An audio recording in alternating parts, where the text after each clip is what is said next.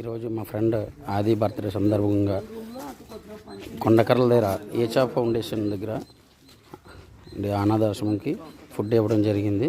మా ఫ్రెండ్కి happy birthday ద్వారా ఏచా ఫౌండేషన్కి వచ్చాము.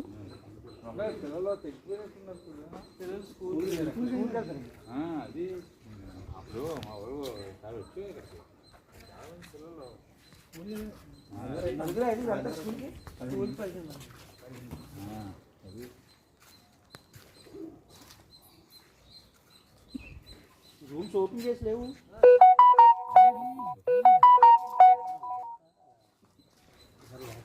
కూర్చున్నప్పుడు